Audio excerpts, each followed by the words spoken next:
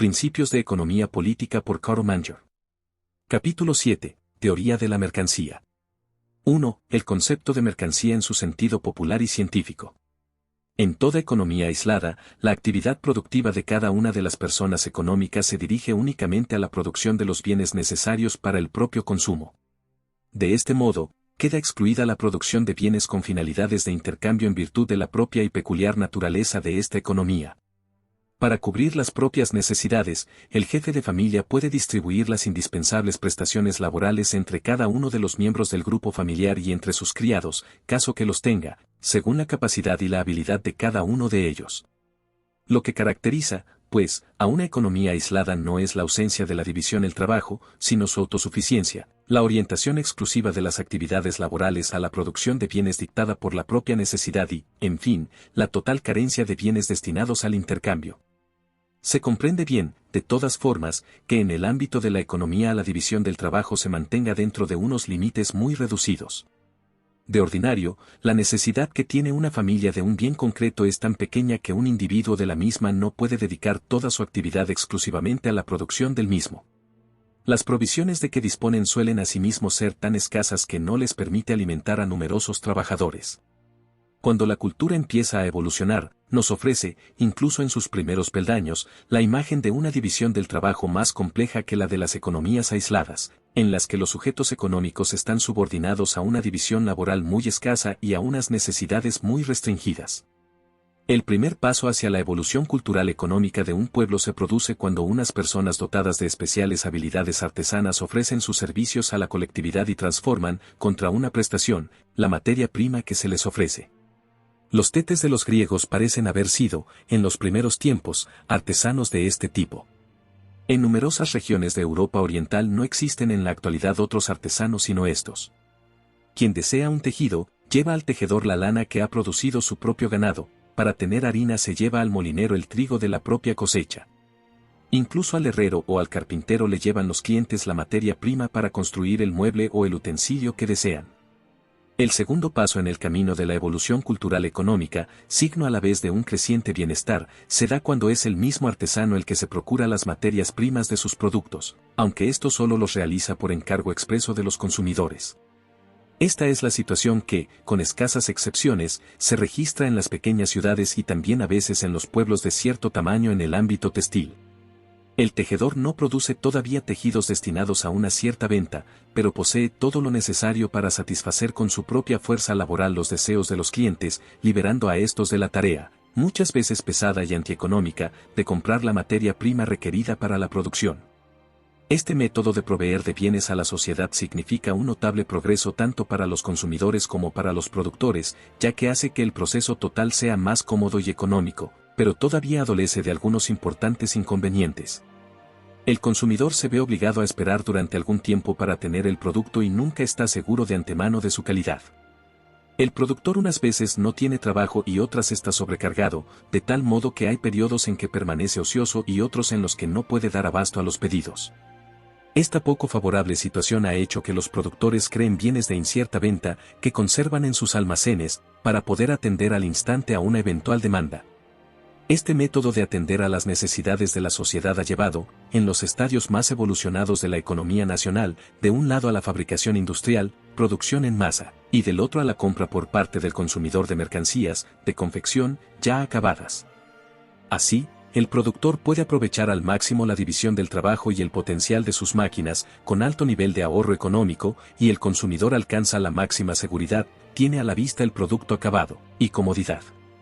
El uso lingüístico ha dado a estos productos, que los productores o los intermediarios tienen a punto para el intercambio, el nombre de mercancías, aunque el concepto se reduce de hecho a los bienes muebles, a excepción del dinero. Con todo, la ciencia económica necesita, para sus exposiciones, de una denominación que incluya a todos los bienes económicos susceptibles de intercambio, sea cual fuera su masa, corporeidad, volumen, movilidad, su carácter como producto del trabajo o la persona que los ofrece. De ahí que un gran número de economistas, sobre todo germanoparlantes, entienda por mercancías los bienes económicos de todo tipo destinados al intercambio. De todas formas, el concepto de mercancía en el sentido popular de la palabra conserva su importancia, no solo porque la legislación y un gran número de economistas políticos lo entienden en este sentido, sino también porque una parte de los que entienden el concepto en su amplio sentido científico acentúan, en sus definiciones, ya uno ya otro, los elementos de la idea popular del concepto.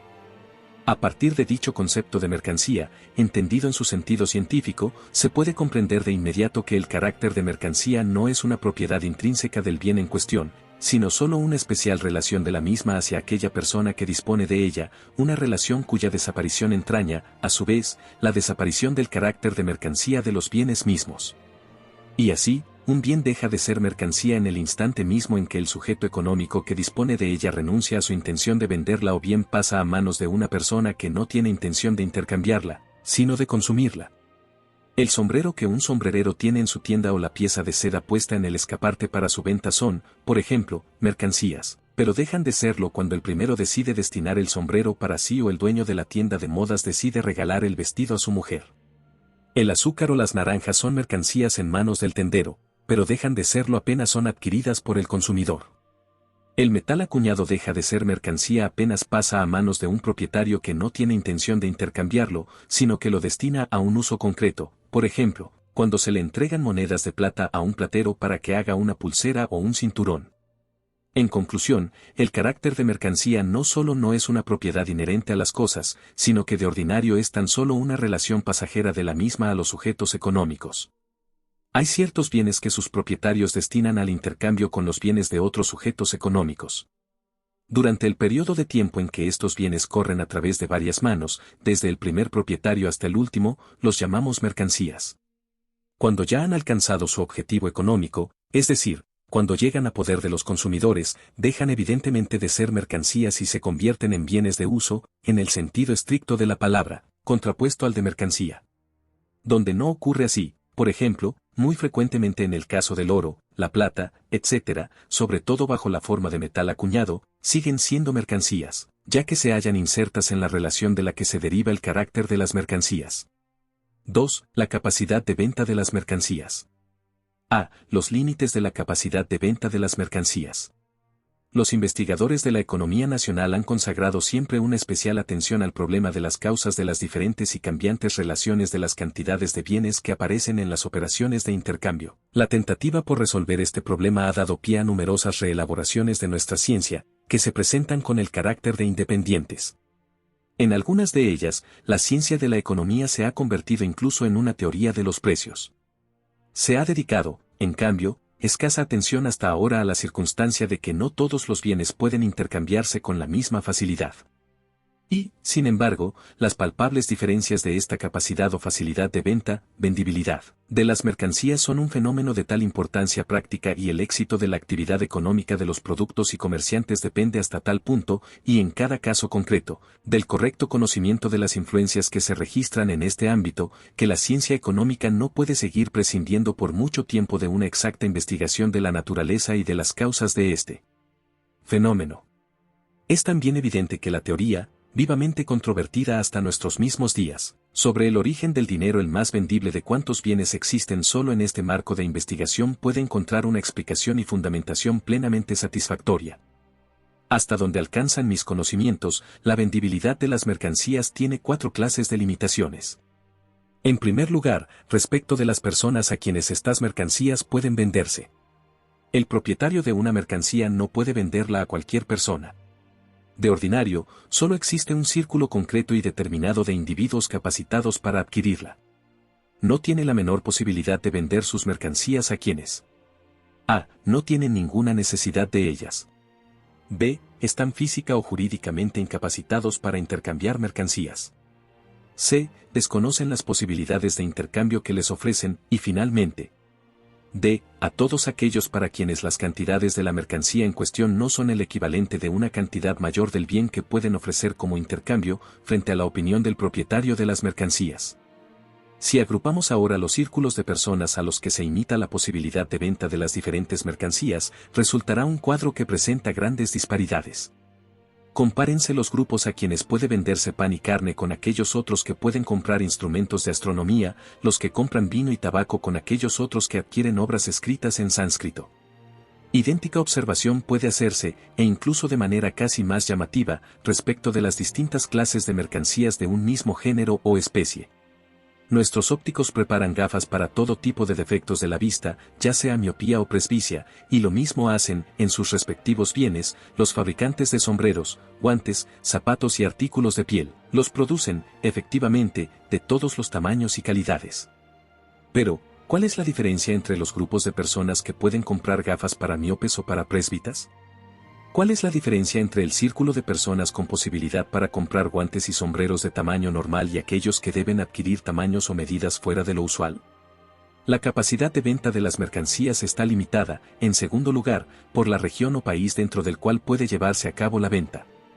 Para que una mercancía pueda venderse en un determinado lugar se requiere, aparte la anterior exigencia, que exista en dicho lugar un círculo de personas a las que poder venderlas. A. Que no haya impedimentos, físicos o jurídicos, para el transporte a dicho lugar y su oferta en el mercado, y B. Que los costes y desembolsos inherentes a dicho transporte no eliminen las expectativas de beneficio depositadas en el intercambio. Por lo que hace al alcance de estos límites, debe decirse que las diferencias que presentan no son menores, en cada mercancía concreta, que las que ya hemos observado a propósito de los círculos de personas a quienes pueden venderse.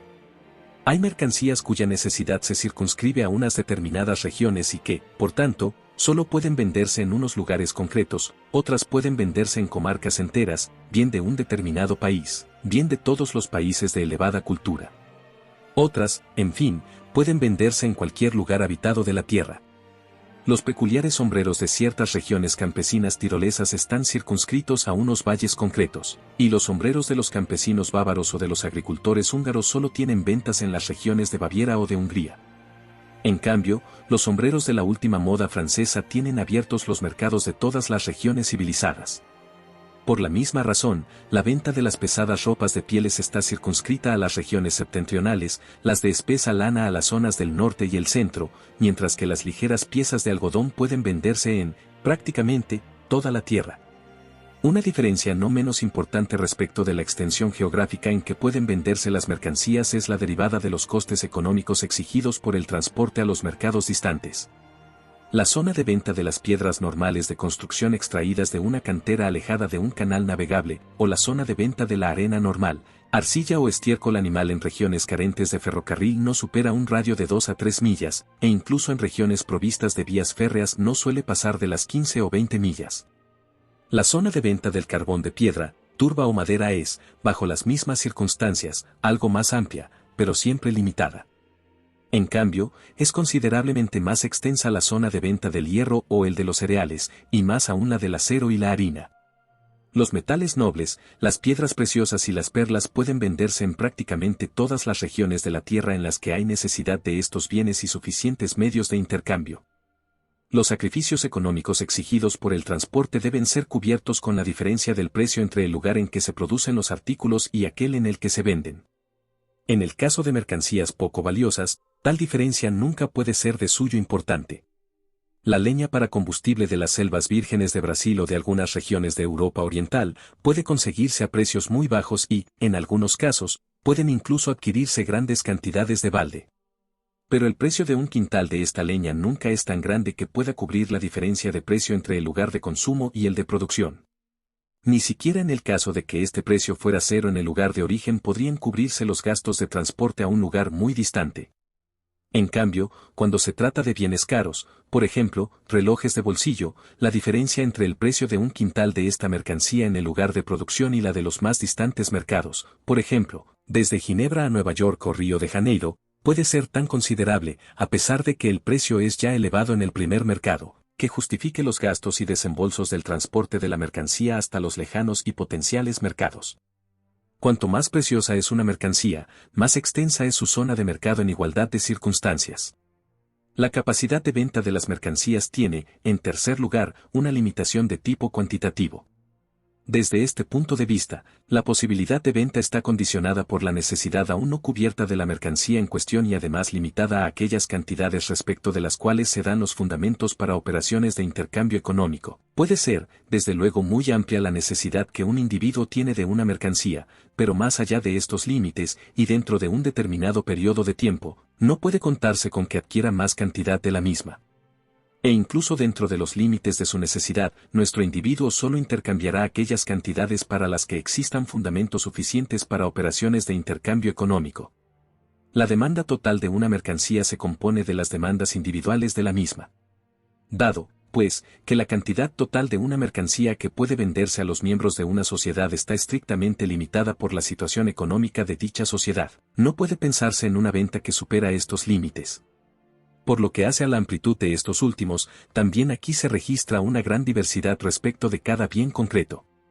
Hay mercancías que, en razón de su limitada necesidad bajo cualquier circunstancia, solo pueden venderse en reducidas cantidades. Hay otras cuya necesidad es mayor y, por consiguiente, sus límites cuantitativos de venta son mucho más amplios y hay otras, en fin, de las que pueden venderse fácilmente todas las cantidades disponibles. El editor de una obra sobre la lengua de los indios Tupi puede contar con vender poniendo un precio moderado a la obra unos 300 ejemplares, pero ni siquiera rebajando mucho el precio tendrá unas ventas superiores a los 600 ejemplares. Una obra de alta especialización, por la que solo se interesa un reducido número de especialistas, está pensada, de ordinario, para satisfacer la necesidad de varias generaciones de entendimientos en la materia y, con mucha frecuencia, solo se va vendiendo a medida que crece la fama de su autor. En todo caso, la venta es siempre lenta. En cambio, una obra científica que analiza temas de interés general puede contar, a pesar de su carácter especializado, con una venta de varios miles de ejemplares. Los escritos de divulgación científica pueden llegar a los 20.000 o 30.000 ejemplares e incluso más, y las obras de los grandes poetas pueden alcanzar, en circunstancias muy favorables, muchos cientos de miles de tirada. Piénsese en la gran diferencia existente, respecto de los límites cuantitativos de la capacidad de venta de una obra, entre un libro dedicado a la antigüedad peruana y un libro de poesías de Friedrich Schiller, o entre una obra en sánscrito y un drama de Shakespeare. Y mayor aún es la diferencia, en este ámbito de los límites cuantitativos de la capacidad de venta de un producto, cuando se comparan mercancías como el pan o la carne de un lado o la quina y el castorio por otro, o tejidos de lana y algodón frente a instrumentos astronómicos o preparados anatómicos. Compárense, en fin, los límites cuantitativos de la posibilidad de venta de sombreros y guantes de tamaño normal y los que se alejan de estas medidas. Existe, finalmente, y en cuarto lugar, un límite a la posibilidad de ventas de las mercancías en razón del marco temporal dentro del cual es posible llevar a cabo la venta. Hay bienes de los que solo existe necesidad en invierno, de otros solo en verano y otros, en fin, que solo tienen demanda dentro de unos ciertos límites temporales, más o menos amplios, más o menos pasajeros. Los programas para unas fiestas próximas, las exposiciones de arte y, en cierto sentido, los periódicos y los artículos de moda son bienes de este tipo. También tropiezan con estas limitaciones temporales los bienes de rápida descomposición o difícil conservación. A todo esto, se añade además la circunstancia de que el mantenimiento de los bienes en almacenes exige, de ordinario, nada desdeñables sacrificios económicos a sus dueños. Lo que se ha dicho respecto de los costes de fletes en el aspecto espacial de la capacidad de venta de las mercancías, puede decirse, en el aspecto temporal, respecto de los costes de almacenaje, conservación y pérdidas de intereses. En nuestras circunstancias culturales, el ganadero que pone a la venta la carne de sus rebaños debe prestar mucha atención y procurar necesariamente vender sus mercancías dentro de unos estrictos límites de tiempo, debido a los grandes gastos que implica la limitada capacidad de conservación del producto, las pérdidas de intereses y otros sacrificios económicos vinculados al mantenimiento en buenas condiciones de los animales sacrificados. Pero también chocan con estos límites temporales los negociantes de lana o de hielo, ya que también estas mercancías tienen una capacidad de venta condicionada por el tiempo, en parte por razones físicas y en parte económicas, costes de almacenaje, pérdidas de intereses. Una vez más, también respecto de estas mercancías podemos observar grandes diferencias. Los límites temporales dentro de los cuales se mueven, por ejemplo, las ostras, el pescado fresco, las comidas y bebidas preparadas, las flores, los programas para las próximas fiestas, los periódicos políticos y otras cosas similares se reducen, de ordinario, y consideradas en su conjunto, a unos pocos días y no pocas veces a unas pocas horas.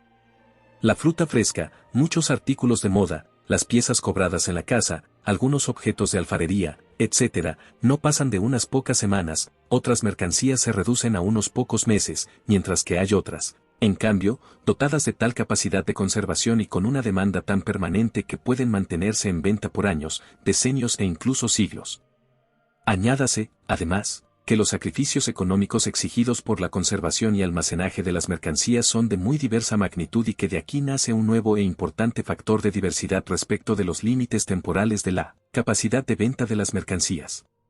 Quien vende, por ejemplo, leña para combustible o piedras de construcción, que pueden almacenarse al aire libre, no se verá de ordinario obligado a una venta rápida como el comerciante de muebles y a su vez, se verá menos constreñido que el tratante en caballos, mientras que los propietarios de oro, plata, diamantes y otros bienes similares, y prescindiendo aquí de las pérdidas de intereses, pueden almacenar sus mercancías casi sin costes y, por consiguiente, disponen de límites temporales para su capacidad de venta mucho más amplios que el de los casos antes mencionados. B. Diverso grado de la capacidad de venta de las mercancías. Hemos visto hasta ahora que la capacidad de venta de las mercancías tropieza con limitaciones, unas veces en razón del mayor o menor círculo de personas y otras en razón de fronteras espaciales, temporales y cuantitativas. Pero todo ello se refiere únicamente a las fronteras o limitaciones exteriores dentro de las cuales se mueve la capacidad de venta de las mercancías según las correspondientes situaciones económicas. Nos queda ahora por investigar de qué causas depende la mayor o menor facilidad con que pueden venderse unas mercancías dentro de los límites ya citados de su capacidad de venta. Para lograr una respuesta es necesario adelantar algunos conceptos sobre la naturaleza y la definición de las mercancías. La mercancía es un bien económico destinado al intercambio. Pero no se define únicamente en razón del intercambio. El dueño de las mercancías tiene, sin duda, la intención de intercambiarlas. Pero no a cualquier precio. Quien tiene un almacén de relojes de bolsillo podría venderlos en prácticamente cualquier circunstancia, si los diera a un taler, aproximadamente 5 ptas, la pieza, y lo mismo puede decirse de un comerciante en pieles que pusiera ínfimos precios a sus mercancías. Y, no obstante, los mencionados comerciantes se quejarán más de una vez con toda razón del poco negocio de ventas, porque, aunque ciertamente quieren vender sus productos, no quieren darlos a cualquier precio, sino a uno que esté acorde con la situación económica general. Ahora bien, los precios efectivos son el resultado de la correspondiente situación de la competencia y responden tanto mejor a la situación económica general cuanto más completa sea la competencia por ambas partes. Sí, por cualquier circunstancia, se retira de esta competencia una parte de aquellos que tienen necesidad de una mercancía, baja el precio por debajo del nivel correspondiente a la situación económica general. Si se retira la competencia en la oferta, se eleva en el mismo grado el precio de las mercancías. Ahora bien, si la competencia en torno a una mercancía no está regulada, de tal suerte que exista el peligro de que sus propietarios no puedan venderla a precios económicos, mientras que no existe tal peligro para los propietarios de otras mercancías o al menos no en la misma medida, entonces es claro que esta circunstancia genera una diferencia muy importante en la capacidad de venta de las mercancías en cuestión. Efectivamente, habrá unas mercancías que, dada su composición, podrán ser intercambiadas con facilidad y seguridad, mientras que otras solo podrán hacerlo a costa de sacrificios económicos y, en determinadas circunstancias, ni siquiera bajo este supuesto. Los mercados, ferias, bolsas, las subastas periódicas, tal como suelen celebrarse en las grandes ciudades marítimas, y otras instituciones públicas similares persiguen el objetivo de reunir permanentemente o cuando menos a intervalos regulares y en determinados puntos a todos los interesados en la formación del precio de una mercancía, para conseguir que dicho precio se sitúe en niveles económicos. De ahí que respecto de aquellas mercancías para las que existe un mercado regulado, sus dueños pueden venderlas fácilmente a precios que responden a la situación económica general, mientras que aquellas otras cuya venta no tiene esta regulación deben ponerse en venta con precios no regulados, cambiantes, y a veces incluso ni siquiera pueden venderse. Crear un mercado para un artículo tiene la consecuencia de que abre a los productores del mismo, y respectivamente a sus vendedores, la perspectiva de poder vender siempre su mercancía a precios económicos. Es evidente, por ejemplo, que la creación de un mercado de lana o de cereales en una ciudad aumenta significativamente la capacidad de venta de estos dos productos en las regiones productoras cercanas. Del mismo modo, la cotización en bolsa de los efectos contribuye poderosamente a aumentar la capacidad de venta de estos efectos porque se consigue una formación de precio económico para tales ventas y esta circunstancia añade una garantía adicional en favor de los propietarios de aquellos efectos bursátiles. Hay que tener en cuenta que los consumidores deben ponerse de acuerdo con los propietarios de las mercancías y que este requisito se cumple a la perfección en el comercio al por mayor mediante la costumbre de los propietarios de concentrarse cuanto les es posible en unos lugares determinados, originando así una similar concentración de los consumidores. De este modo, aumenta considerablemente la probabilidad de que las mercancías puedan venderse a precios económicos. La ausencia general de este tipo de concentraciones en el caso del comercio al por menor o detallista perfectamente explicable en razón de la comodidad y del ahorro de tiempo de los clientes es la causa principal de las formaciones de precios menos económicos que se advierten de ordinario en esta última rama del comercio. La circunstancia de que existan unos puntos concretos de concentración para el tráfico y la formación del precio económico de una mercancía no tiene solo la consecuencia de que su venta se realice a precios económicos.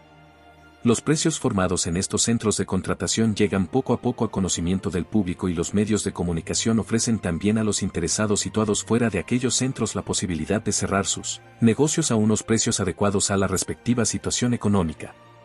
Es muy raro el caso de que los grandes compradores y vendedores puedan ejercer a través de sus transacciones un influjo determinante sobre la formación del precio de una mercancía. Pero los pequeños comerciantes, cuyos negocios son demasiado insignificantes para producir oscilaciones de precios dignas de mención, pueden, gracias a las mencionadas publicaciones, llevar a cabo sus ventas dentro de márgenes económicos que no se atienen estrictamente al punto medio del mercado y pueden así participar de las ventajas de aquel mercado, aunque no hayan estado personalmente presentes en él. Puede así ocurrir que en las cercanías de Londres un arrendatario cierre un negocio con un molinero a tenor de una nota sobre el mercado de los cereales en Marklane publicada por el Times. En Viena no es raro que las ventas al detalle de licores se hagan según las noticias del Neuen Freien Press o de otras publicaciones acreditadas. Y así es como aquellos puntos de concentración del tráfico de una mercancía producen el resultado general de que los propietarios las pongan en manos de los sujetos que las desean a precios acordes con la economía. La primera causa de la distinta capacidad de venta de las mercancías se halla en la circunstancia de que unas veces es mayor y otra menor el círculo de personas que pueden adquirirlas y de que los puntos de concentración de los interesados en la formación del precio de dichas mercancías estén organizados en unos lugares mejor o peor que en otros. Hay en segundo lugar mercancías que, siempre dentro de los límites de su capacidad de venta, tienen mercados prácticamente en todas partes.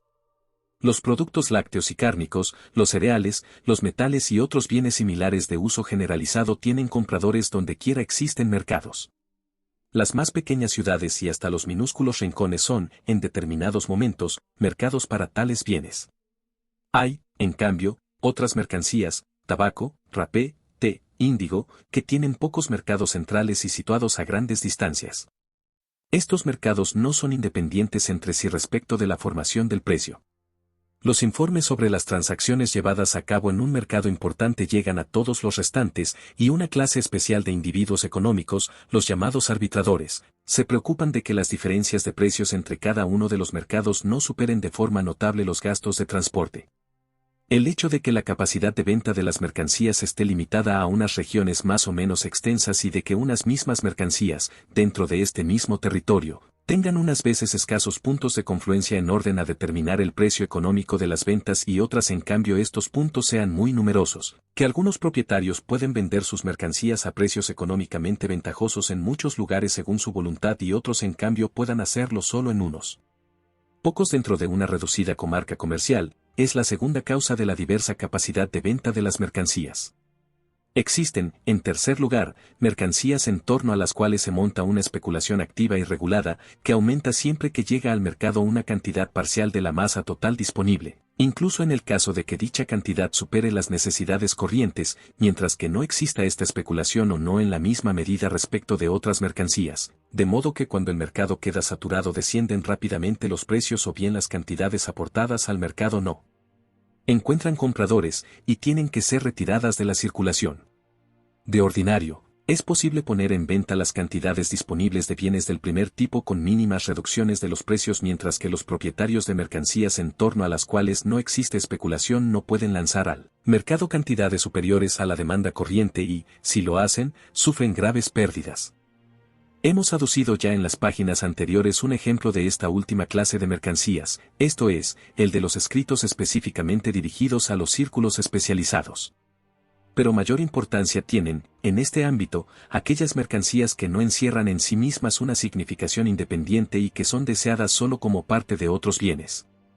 Sea cual fuere el precio de los resortes para relojes de bolsillo o los manómetros para máquinas de vapor, lo cierto es que la necesidad de estos productos es sensiblemente similar a las cantidades de relojes o de máquinas de vapor en construcción y que una cantidad considerablemente mayor no podría venderse a ningún precio.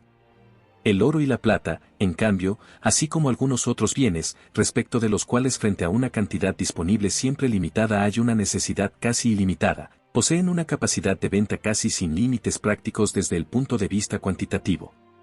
Es indudable que incluso multiplicando por 1000 la cantidad de oro existente y por 100 la de plata, estas mercancías, puestas en venta, encontrarían siempre compradores.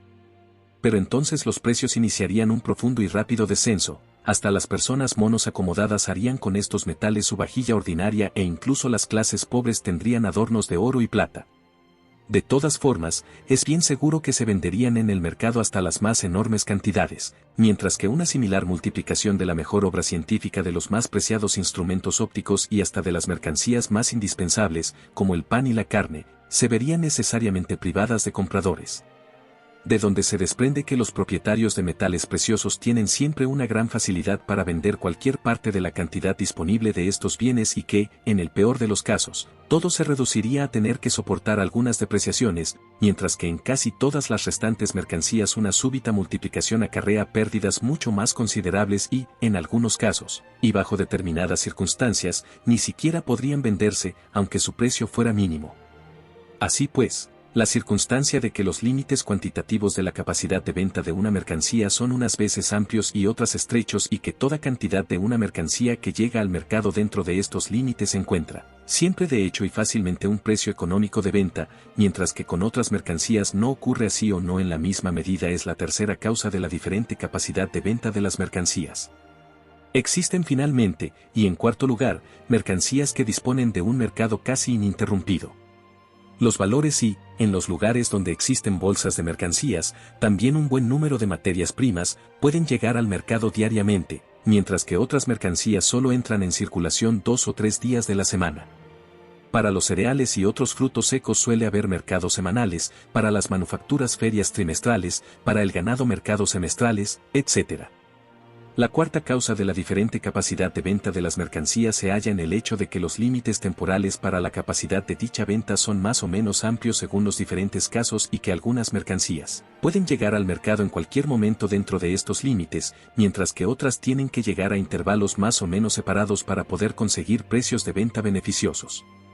Si echamos una mirada a los fenómenos de la vida económica y a la extraordinaria diversidad de la capacidad de venta de cada una de las mercancías, no nos será difícil reducirlos a una o varias de las 4 causas expuestas.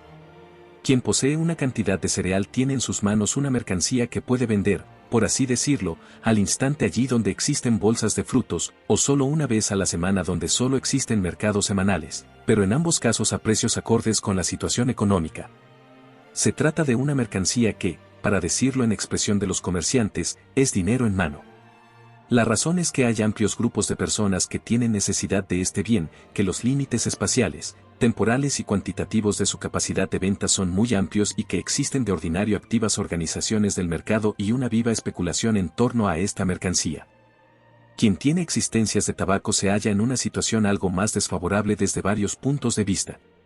Los límites cuantitativos de la capacidad de venta de este artículo son mucho más restringidos, los centros de contratación están mucho menos regulados que en el caso de los cereales, los mercados se hallan situados a grandes distancias, tanto en el tiempo como en el espacio, y, además, la especulación despertada por esta mercancía es mucho menor que la del grano.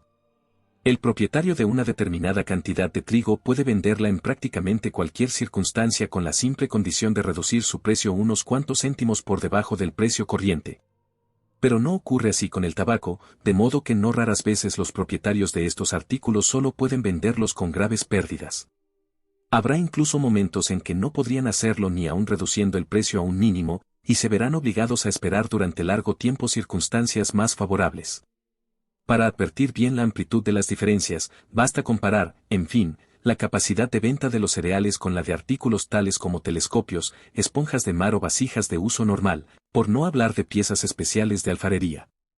C. Capacidad de circulación de las mercancías. En las páginas precedentes hemos descrito las causas, tanto generales como específicas, de la diversa capacidad de venta de las mercancías o, dicho de otro modo, las causas de la mayor o menor facilidad con que un propietario puede esperar vender sus mercancías a precios económicamente favorables. Con esto quedaría al mismo tiempo resuelto el problema de la mayor o menor facilidad con que las diferentes mercancías pueden circular entre diversas manos, ya que en definitiva esta circulación, considerada en su conjunto, se compone de las transacciones concretas y una mercancía que puede pasar fácilmente de la mano de su propietario a la de otro sujeto económico puede también pasar con idéntica facilidad y a primera vista, de las del segundo a las de un tercero, y así sucesivamente.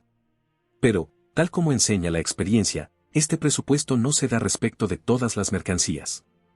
En las líneas siguientes asumiremos la tarea de analizar cuáles son las razones especiales que hacen que una parte de las mercancías pase fácilmente de mano en mano, mientras que no se registra el mismo fenómeno con otras mercancías, incluso con aquellas que gozan de gran capacidad de venta. Hay mercancías que tienen prácticamente la misma capacidad de venta en manos de cualquier agente económico. Las pepitas de oro que un sucio trotamundos ha adquirido en las arenas del Arrayo tienen en sus manos la misma capacidad de venta que en las del propietario de una mina de oro, con la única condición de que acierte a encontrar el mercado adecuado a su mercancía. Las pepitas pueden pasar de mano en mano cuantas veces se quiera imaginar, sin que se reduzca un ápice su capacidad de venta. Los vestidos, las ropas de cama, las comidas preparadas, etc., apenas tendrían en las manos de la persona antes citada ninguna posibilidad de intercambio, o solo a precios muy viles, y ello incluso en el caso de que nunca los hubiera utilizado para sí mismo, sino que los hubiera adquirido desde el principio con la exclusiva finalidad de venderlos. Las mercancías de este tipo solo tienen capacidad de venta en manos de sus productores o de ciertos comerciantes, pero la pierden casi en su totalidad, o al menos una buena parte, cuando surge la sospecha de que ya han sido usados o han pasado a manos poco aseadas. No son, por consiguiente, adecuadas para circular de mano en mano. Otras mercancías requieren para su comercialización especiales conocimientos, habilidades, condiciones, o bien autorizaciones y privilegios estatales, y cosas semejantes. Por consiguiente, si están en manos de un sujeto que no reúne tales condiciones, no pueden ser vendidas o muy difícilmente, y, además, a precios muy rebajados. Las mercancías destinadas al comercio de la India o de América del Sur, los productos farmacéuticos, los artículos monopolísticos y otros similares pueden tener, en unas manos determinadas, una gran capacidad de venta, pero en otras la perderían casi por completo y tampoco son, por tanto, al igual que las anteriores, aptas para una circulación generalizada. Hay incluso algunos bienes que, aunque perfectamente utilizables, deben acomodarse de forma especial a las necesidades de los consumidores y, por tanto, no tienen la misma capacidad de venta en todos los propietarios. Los zapatos, sombreros y otros muchos artículos, sea cual fuere su tamaño, tienen siempre en manos del dueño de una zapatería o en el taller de un zapatero, en torno al cual se da siempre cita un considerable número de consumidores, una cierta capacidad de venta, sobre todo porque, de ordinario, estos comerciantes o productores disponen de los medios necesarios para acomodar las mercancías a las especiales necesidades de sus clientes. Pero en otras manos, estos mismos artículos tienen una venta difícil y, además, a precios más reducidos. Tampoco, pues, estas mercancías son adecuadas para circular de mano en mano. Tampoco tienen esta aptitud aquellos bienes cuyo precio no es bien conocido o está sujeto a fuertes oscilaciones. El que adquiere estos bienes corre el peligro de pegar demasiado por ellos o de experimentar graves pérdidas antes de que haya podido venderlos a otra persona, debido a una brusca disminución del precio. Una partida de trigo o unos efectos pueden fácilmente cambiar de mano 10 veces en el espacio de unas pocas horas en las bolsas de frutos secos o de valores, mientras que otros productos, tanto agrícolas como manufacturados, cuyo precio se fija tras atento análisis de todas las circunstancias, carecen de capacidad para una circulación rápida. Incluso las personas alejadas del mundo de la bolsa aceptan con facilidad efectos y valores como medios de pago, porque saben que su precio no está sujeto a notables cambios. En cambio, las mercancías expuestas a fuertes oscilaciones de precio solo pueden circular con facilidad si se las vende por debajo del precio, porque todas las personas que se mantienen alejadas de la especulación quieren asegurarse contra las pérdidas. Así, tampoco son aptas para circular de mano en mano las mercancías cuyo precio no está bien fijado o puede oscilar dentro de límites muy considerables. Es claro, en fin, que los factores que limitan la capacidad de venta de las mercancías actúan siempre y de manera potenciada, donde quiera se trata de pasarlas de mano en mano, de un lugar a otro, o de venderlas en distintas épocas. Las mercancías cuya capacidad de venta está limitada a un reducido círculo de personas, cuyo periodo de conservación es corto, o exige grandes dispendios económicos, las mercancías que solo pueden llegar al mercado en cantidades estrictamente limitadas, cuyos precios no están bien regulados, etc., pueden tener una cierta capacidad de venta, aunque siempre dentro de unos estrechos límites, pero no tienen capacidad de circulación. En consecuencia, la capacidad de circulación de las mercancías se nos presenta como una capacidad de venta que afecta a todos y cada uno de los sujetos económicos en cuyas manos se encuentra la mercancía, pero, en el amplio sentido de la palabra, es una cualidad en la que se dan cita no uno solo, sino los 4 factores antes mencionados. Todos ellos configuran, cuando aparecen juntos, una alta capacidad de venta de una mercancía.